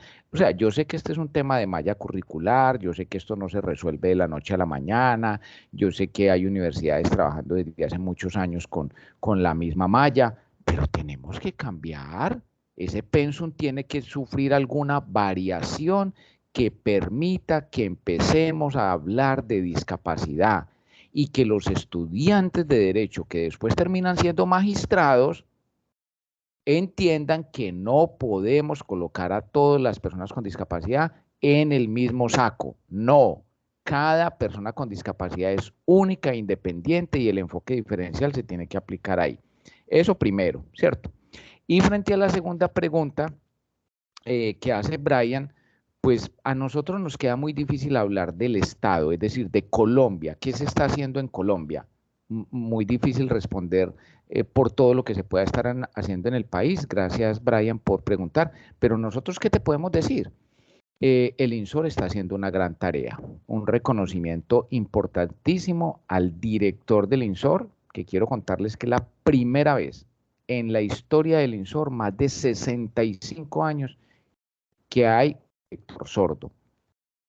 Es el profesor Giovanni. Entonces, ya teniendo un profesor, un director en el INSOR, ¿sí? Esperamos que el INSOR pueda hacer una mejor tarea porque el INSOR tiene línea directa con el Ministerio de Educación y con el Ministerio de Justicia. Entonces podemos pensar que con el INSOR y con FENASCOL, Federación Nacional de Sordos de Colombia, en cabeza del señor Henry Mejía, y también vamos a hablar de una sola asociación, pues la que nos corresponde a nosotros en Medellín, a Sanso, ¿sí? En cabeza de Roberto, que es el director. Hombre, hagamos alianzas y empecemos a trabajar en este tema. Brian, es lo que te puedo decir. Nosotros tenemos muchos intentos, mucho deseo de que esto llegue a todas partes, pero es un camino largo, estamos en eso. Bien pueda, profesor. Bueno, muchas gracias. Para darles también un contexto a ustedes, tenemos también algunos comentarios de personas que están en otras partes del mundo. Según lo que veo aquí en el chat, tenemos personas de Chile y también de Argentina y Venezuela, y nos cuentan que de alguna manera, por ejemplo, en Chile, lamentablemente, no hay una especialización en un solo campo, y por aquí también dicen que en Argentina aún no tenemos especialización académica para abordar la interpretación en el ámbito jurídico. Entonces, pues, de alguna manera, ¿ustedes creen que Colombia va un poco más adelante? Les cuento. Colombia, desde 1996, se da la ley 324 de 1996, y empieza la lengua de señas a tener soporte legal. Antes de 1996, toda persona sorda era declarada interdicta con base en el artículo 1504 del Código Civil. Sordomudo que no se da a entender por escrito, interdicto. Vaya que tomen decisiones por usted. Gravísimo. Cosificación de las personas. Pero sale la ley 324 de 1996 y empiezan las personas sordas a empoderarse y a tomar decisiones desde la lengua de señas. Pero pasaron no sé cuántos años, por ahí me ayudan, ¿cuántos años hay de 1996 al 2020? ¿Sí? En el 2020, la Universidad El Bosque de Bogotá, claro que tengo que decir en aras de la verdad, la Universidad del Valle había empezado con una carrera, yo no sé si técnica o tecnológica, para formar intérpretes. ¿Sí? Es decir, la Universidad del Valle ha hecho un gran trabajo con formación de intérpretes de lengua de señas. Pero la Universidad El Bosque de 24 años, muchas gracias, pasaron 24 años hasta que Colombia creyera que era importante formar intérpretes de lengua de señas como profesionales, por favor, eso es maravilloso. Y tengo que decirles que yo me sentía un poco mal cuando veo al juez, al fiscal, al procurador, al defensor, a todo el mundo con su tarjeta profesional, y al médico y al psicólogo y a todos los profesionales, y el intérprete ahí. Venga, ¿y usted de dónde salió intérprete? No, es que yo hice un cursito allí. ¿Y qué hizo allí? Ya existe la carrera de intérprete profesional de lengua de señas colombiana. ¿Cuándo sale la primera corte de intérpretes profesionales? 24. La primera corte, la Universidad El Bosque de Bogotá. Y luego viene el ITM. El ITM también está haciendo un gran trabajo formando intérpretes y traductores de lengua de señas colombiana. Y la Universidad del Valle también está formando intérpretes y guías intérpretes, me parece maravilloso, guías intérpretes para personas sordo-ciegas. Y al parecer, esto es solo una noticia, pero la decimos con responsabilidad. Al parecer, la Universidad del Atlántico también va a arrancar con la carrera. Esto quiere decir que las universidades ya están creyendo que es importante formar intérpretes en las universidades que tengan título profesional que le permita a la persona sorda estar tranquila. Imagínense ustedes, y con eso cierro, qué pena tan larga la respuesta, imagínense ustedes una persona sorda procesada por el delito que sea, una injuria por allá, hablar mal de alguien, para que le quede bien el ejemplo a Irene, sí, hablar mal de alguien, injuria, eso es sencillo y eso se concilia, o un delito de feminicidio, algo grave por allá, un concierto para delinquir, independientemente del proceso, el intérprete tiene que ser idóneo, por favor. La persona sorda tiene que estar tranquila en el proceso con el servicio de interpretación. La persona sorda en el proceso tiene que estar preocupado por su proceso, pero no preocupado por el intérprete. ¡Ay! ¿Será que Irene? ¿Será que Pedro, que Juan va a interpretar bien? ¿Y si se equivoca? ¿Y si yo digo que sí, pero es no? No, por favor. Importante la formación profesional de intérpretes de lengua de señas y estamos caminando a una especialización, que el intérprete sea jurídico, que el intérprete sea en contexto clínico, hacia allá vamos a apuntar. Hay un camino largo, pero hacia allá estamos apuntando. Gracias. Bueno, entonces ahora vamos a pasar a las preguntas del público. Yo vi alguna mano levantada por allá.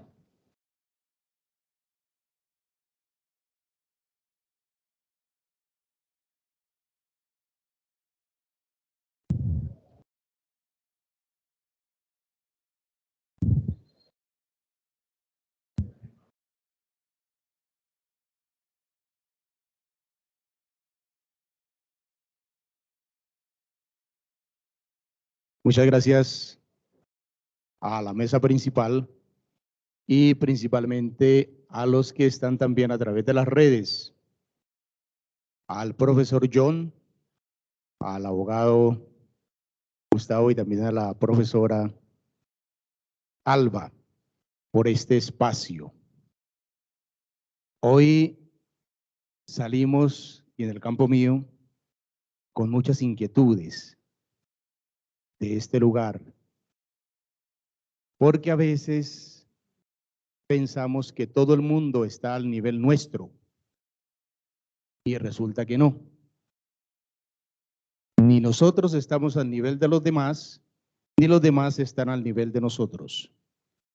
Para el profesor John, tengo una inquietud. Usted veo que es especialista, intérprete jurídico en esta lengua de señas colombianas.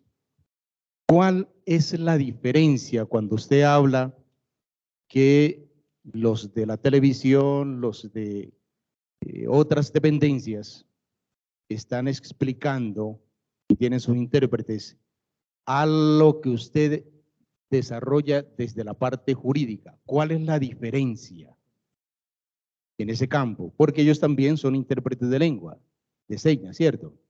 Pero usted dice que no es lo mismo. Quisiera que de pronto nos pudiera profundizar un poco en ello. Agradezco a ustedes. Mi nombre es Urbano Vergara Díaz y soy el representante de los estudiantes de la Facultad de Derecho de Ciencias Jurídicas y Políticas de Uniremington.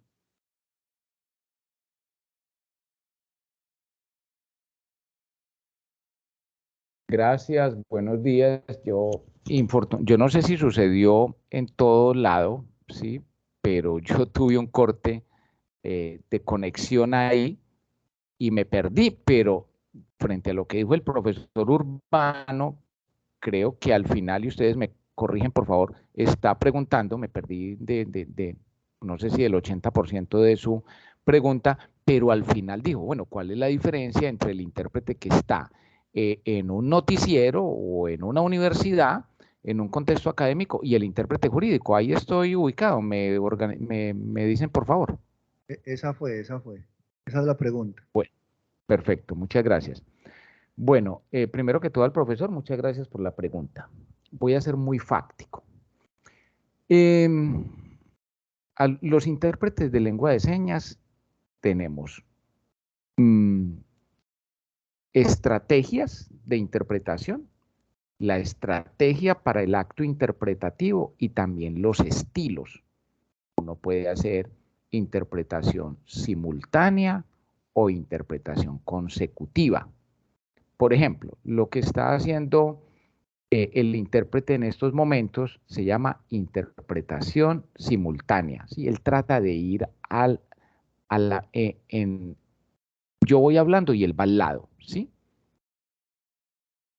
Lo que sería interpretación consecutiva sería él esperar que yo haga mi exposición, tomar un bloque de lo que dije y luego llevarlo a lengua de señas, porque la lengua de señas tiene una estructura gramatical diferente al español.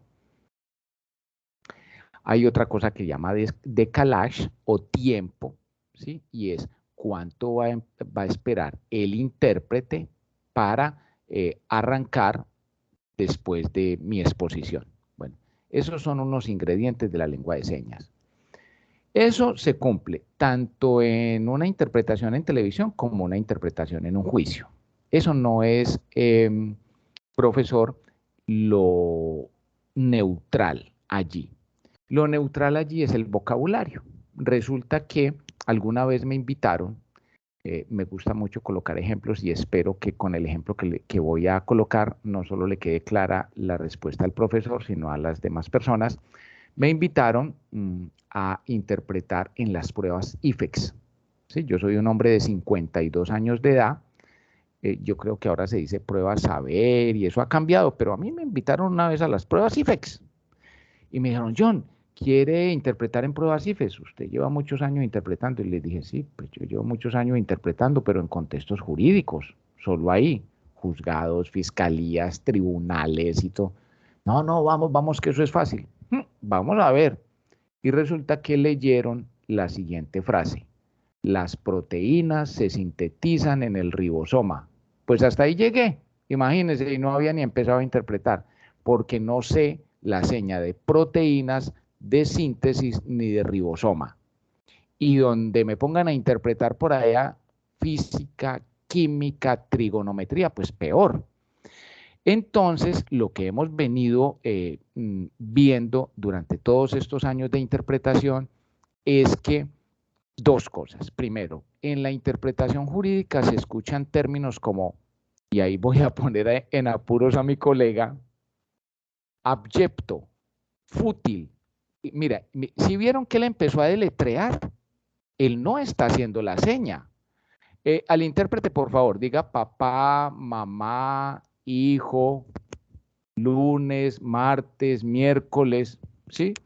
Fiscalía, juzgado, eso. Miren que él está utilizando las señas. Ahora utilice la seña de abyecto, fútil, indubio pro reo, non bis in idem, habeas corpus, habeas data, dolo, culpa, preterintención. Miren al intérprete. Lo John, puse a sudar, y, señor. y métale concepticos de investigación criminal, el occiso, herida en tercio Ajá, proximal o distal de la región sí, esternocleidomastoidea. ajá. No sea tan maldadoso, profesor. Maravilloso, el ejemplo está perfecto. Gracias, profesor Miguel. Entonces, miren, ahí pusimos en apuros al intérprete porque es terminología especializada, pero ni siquiera eso es lo más grave.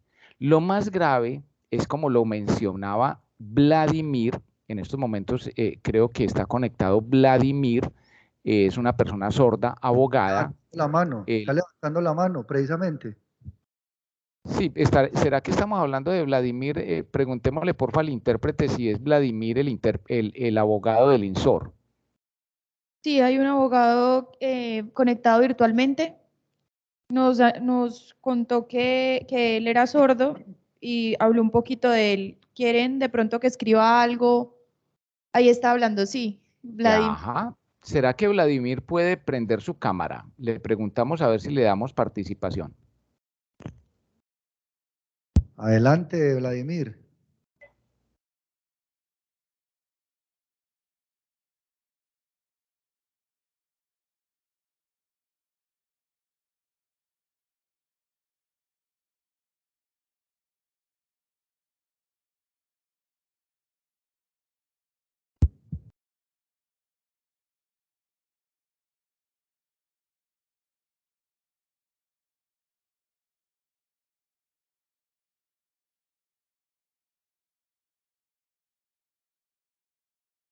Listo, ahí Vladimir ya está prendiendo la cámara. Vladimir, buenos días. Adelante.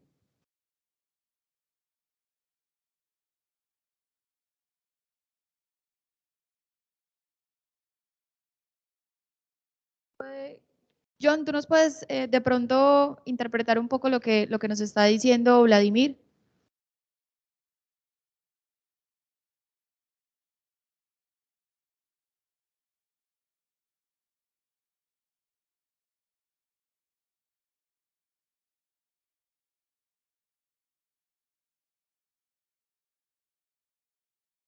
Frente al tema del acceso a la justicia de las personas con discapacidad, me parece un tema muy interesante. El proceso que se debe seguir frente a los ajustes razonables tiene que ir apoyado también desde la experiencia y eso me parece importante y me parece que está bien. Sin embargo, tiene que hacerse un cambio.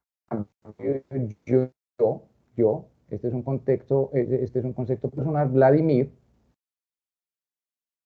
esta es mi seña, soy abogado sordo.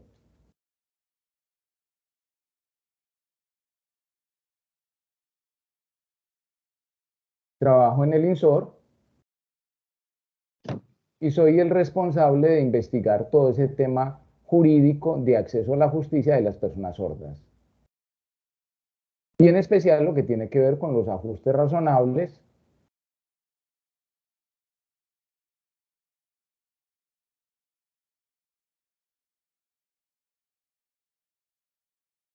y frente a la señaléctica,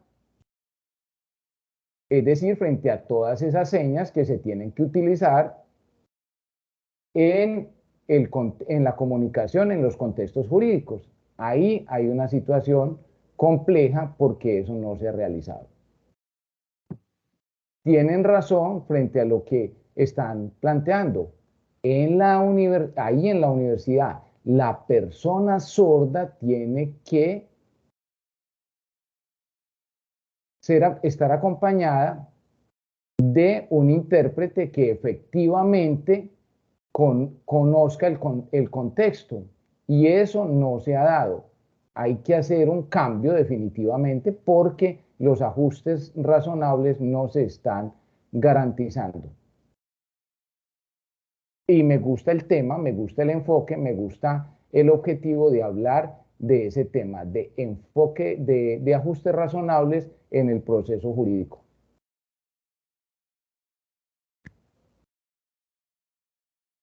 Ya le dijimos a Vladimir que muchas gracias. Seguimos entonces, porfa. Yo sí quiero al intérprete, ¿viste la seña de Vladimir? ¿La cogiste? Mira, es esta. Es esta. ¿No estás bien? Esa, bueno. Decirle a Vladimir infinitas gracias, muchas gracias por estar aquí. Por favor, le dices a Giovanni, esta es la seña de Giovanni, ¿sí? Esta es la seña de Giovanni, es el director del INSOR, que teniendo director del INSOR, sordo, por favor, un lingüista, ¿sí? Con maestría, y teniendo una persona sorda, abogado como asesor jurídico del INSOR, a nosotros nos da mucha tranquilidad. Mucha tranquilidad. Porque significa que son las personas sordas los que están diciendo, es que yo necesito esto, esto y esto, ¿sí? Porque muchas veces somos los oyentes diciendo, es que los sordos necesitan esto. Es que los que no somos afro, los afros necesitan esto. Los que no somos indígenas diciendo, los indígenas necesitan esto. No. La Convención de los Derechos de las Personas con Discapacidad dice que nada sobre nosotros sin nosotros. Entonces, que sean las personas sordas las que estén diciendo, es que a mí me sirve esto, es que la ley está diciendo esto, es que a mí me me conviene esto y que sean ustedes los protagonistas. Muchas gracias, Vladimir, muchas gracias por participar aquí. Vamos entonces a terminar de responderle la pregunta al profesor y es, ya vimos que el intérprete en el contexto jurídico escucha muchos términos extraños que están en el Código Penal, en el Código de Procedimiento Penal, en la Constitución, y no se puede confundir, por favor. Cierro con esto y me encanta este ejemplo. Por ejemplo, un intérprete de un noticiero, ¿sí? Un intérprete de un noticiero, cualquier noticiero, escuchó a esa velocidad que habla, le entró toda esa información y lo dijo en lengua de señas y se equivocó. Y la persona sorda entendió mal. Bueno, pues le llegó mal la información y ya. Pero si nos equivocamos en un contexto legal, si el intérprete no está preparado, la persona sorda se va a ir a la cárcel, por favor.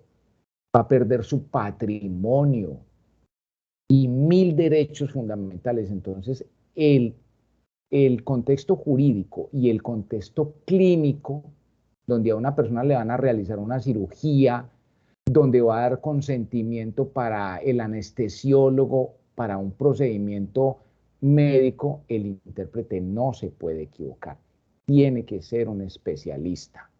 El intérprete no puede ser un todero, interpretando de todo y en todos los contextos.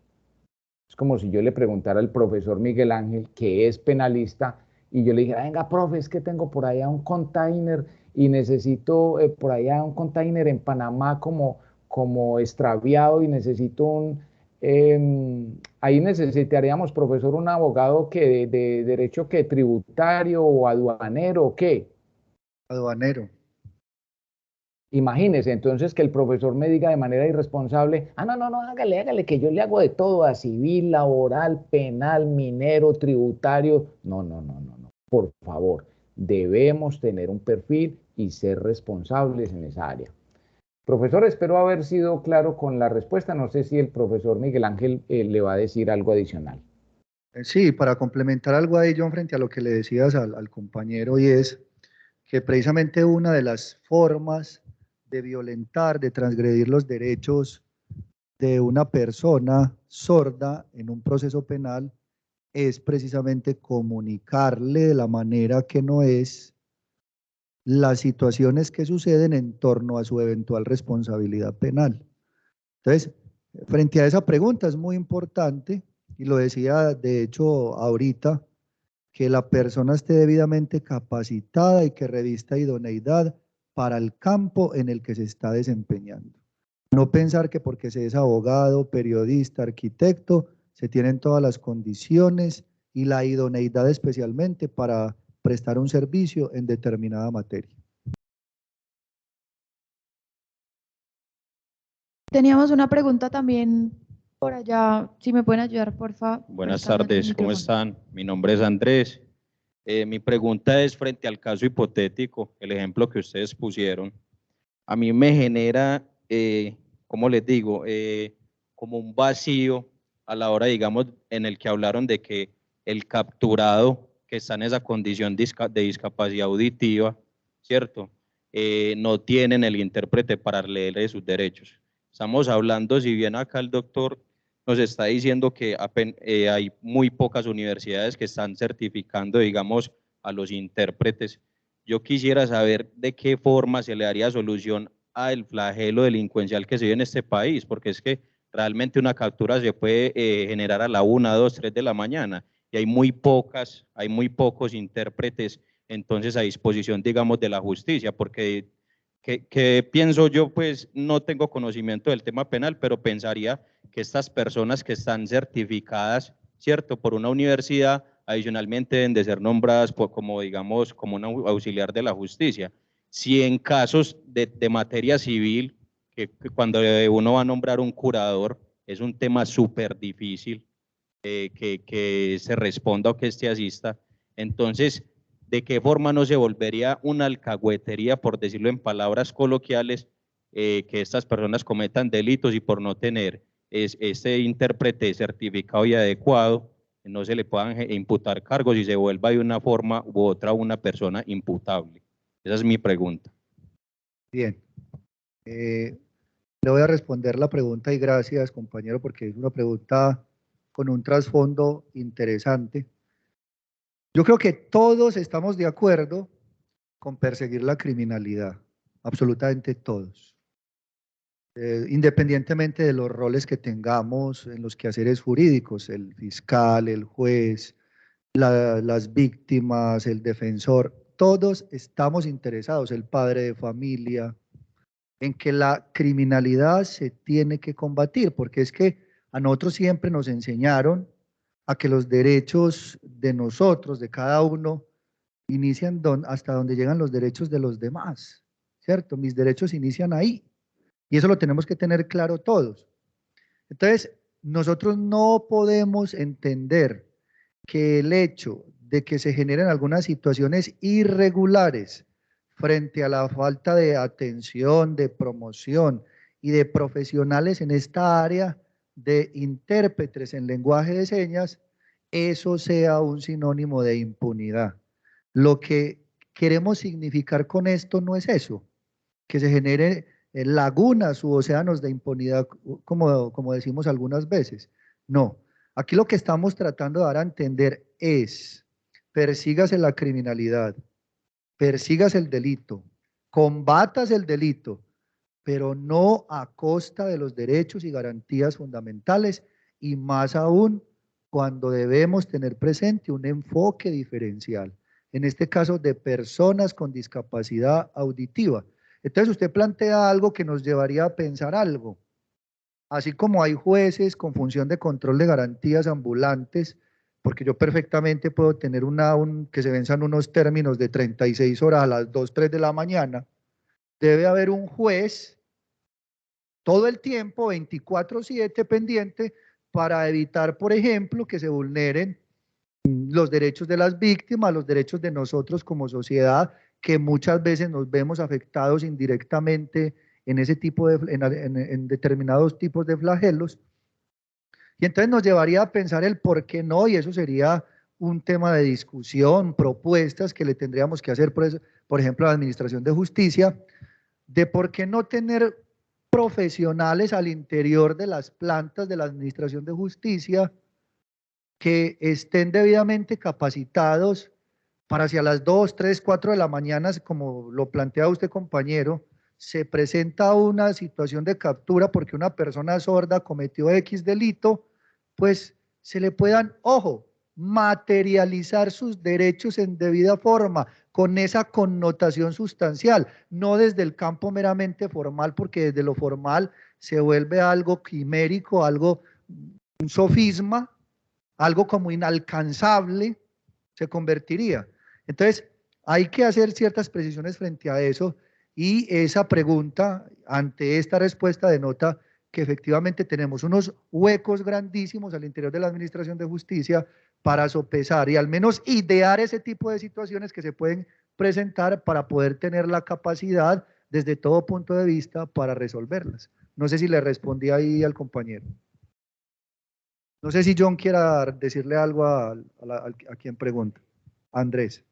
Sí, claro. Gracias. Andrés, muchas gracias por la pregunta. Muy, muy interesante. Andrés, mira, cuando empezamos la charla dijimos que Colombia no sabe cuántas personas con discapacidad tiene. ¿Me están escuchando? Se me fue el...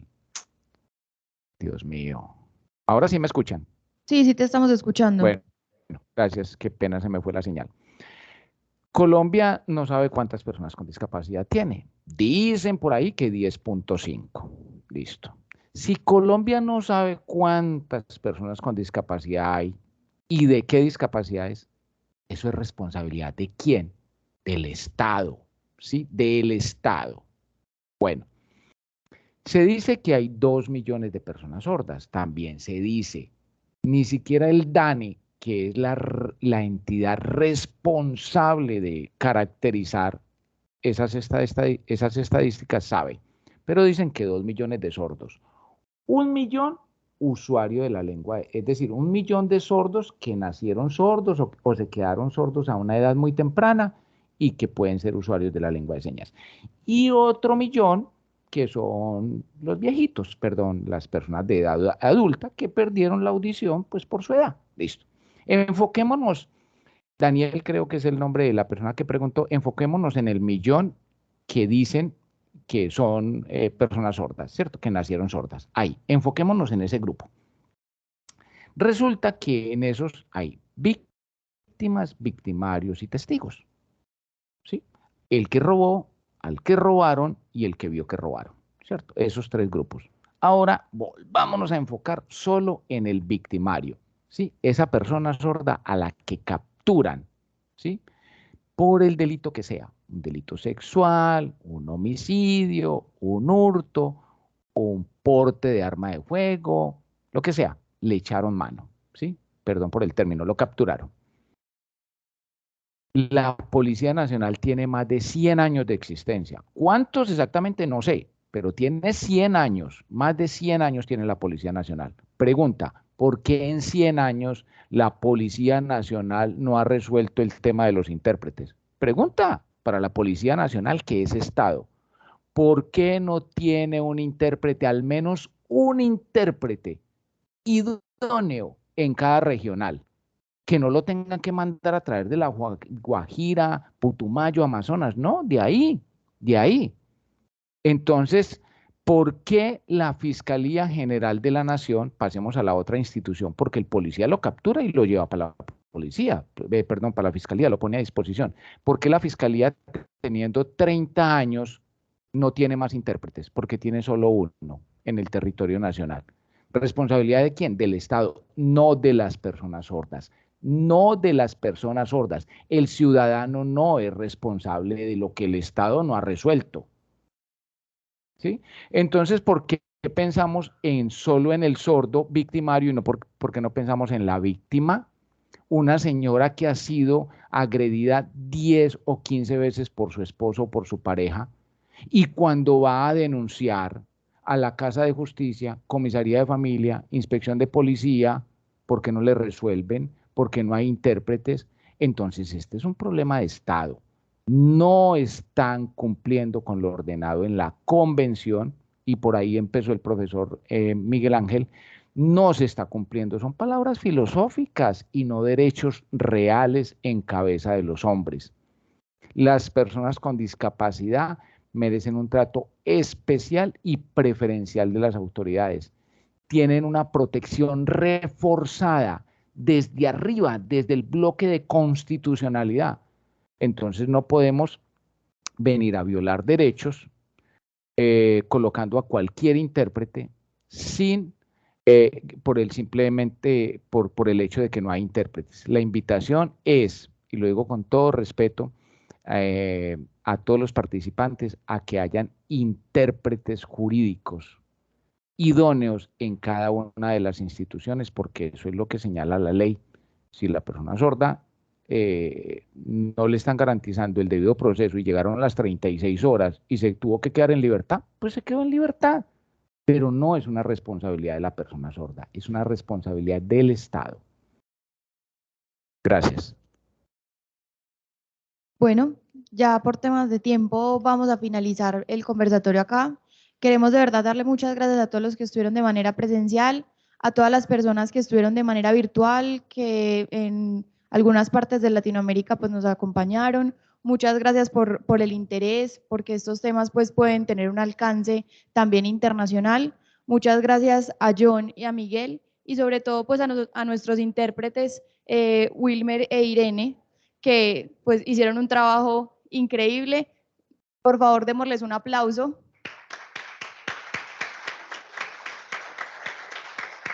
Y los esperamos en algunos otros eventos que vamos a estar realizando. Muchas gracias a todos y espero que...